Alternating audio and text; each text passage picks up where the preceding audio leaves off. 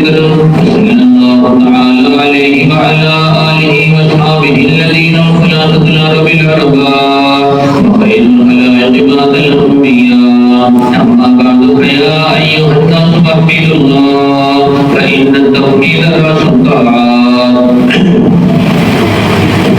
واتقوا الله فإن التقوى بلاد الحسنات وعليكم بالسنة فإن السنة تهدي إلى الإطاعة ومن أطاع الله ورسوله فقد رشد واهتدى وإياكم والبدعة فإن البدعة تهدي إلى المعصية ومن يعص الله ورسوله فقد ضل وغوى.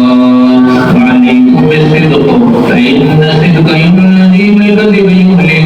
وعليكم بالإحسان فإن الله يحب المحسنين.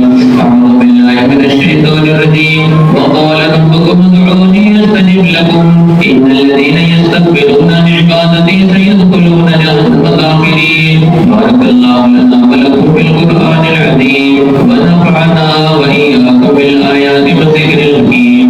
أستغفر الله لكم ولسائر المسلمين. أستغفر الله لي ولكم ولسائر المسلمين فاستغفروه إنه هو الغفور الرحيم.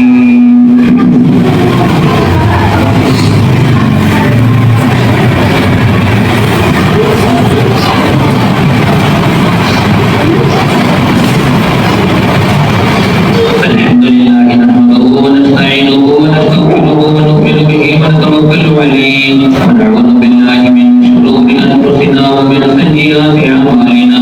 من يهده الله فلا مضل له ومن يضلل فلا هادي له. ونشهد أن لا إله إلا الله وحده لا شريك له.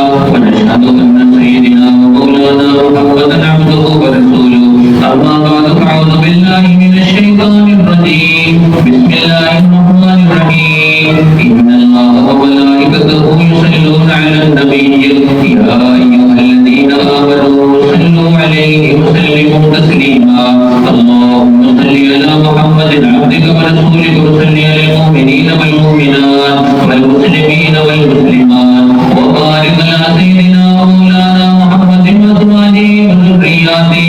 قال النبي صلى الله عليه وسلم أرحم أمتي بأمتي أبو بكر وأشده في أمر الله عمر وأسرف الحياة عثمان وأقدار علي وفاطمة سيدة نساء أهل الجنة والحسن والحسين سيدا شباب أهل الجنة وحمزة وسد الله وأسد رسوله.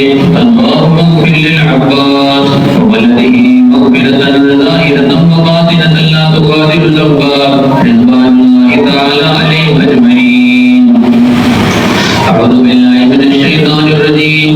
إن الله يأمر بالعدل والإحسان وإيتاء ذي القربى وينهى عن الفحشاء والمنكر والبغي يعظكم لعلكم تذكرون. واذكروا الله يذكركم ولذكر الله تعالى أعلى وأجل وأتم وأهم وأكبر.